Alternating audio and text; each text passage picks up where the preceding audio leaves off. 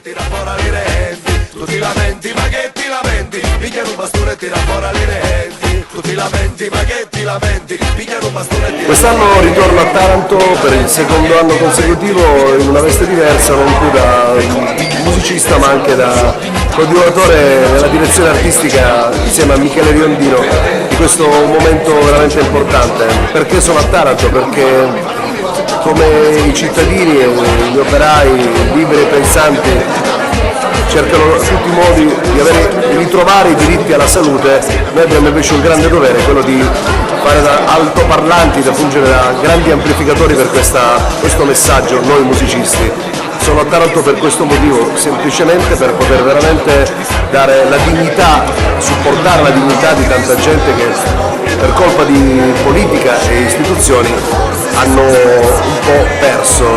Ritorniamo a Taranto alla grande, quest'anno sarà un grande primo maggio, contateci.